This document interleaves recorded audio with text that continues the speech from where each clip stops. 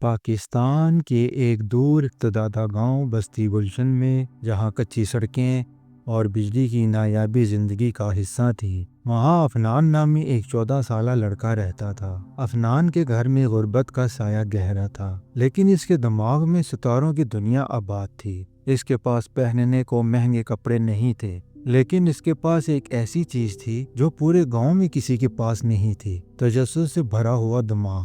جب گاؤں کے دوسرے بچے شام کو کرکٹ کھیلتے، عفنان گاؤں کے کباڑی کی دکان کے باہر بیٹھا پرانے ریڈیو، ٹوٹے ہوئے پنکھے اور ناکارہ بیٹریاں تلاش کر رہا ہوتا۔ اسے چیزوں کو توڑنے اور پھر سے جوڑنے میں عجیب لذت ملتی تھی۔ گاؤں والے اسے اکثر دیوانہ یا کباڑی سائنسدان کہہ کر پکارتے، لیکن عفنان صرف مسکرا دیتا۔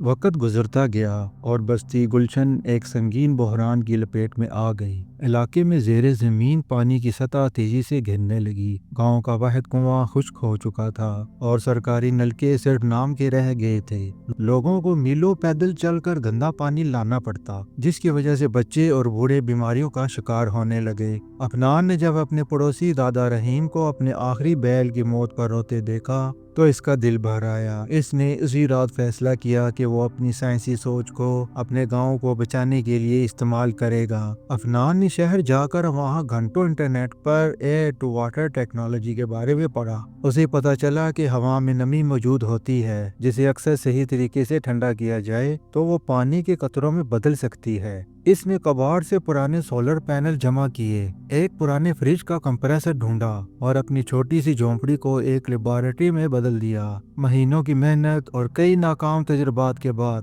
عفنان نے ایک ایسی مشین کا خاکہ تیار کیا جو سورج کی روشنی سے چلتی اور ہوا سے پانی کشید کرتی۔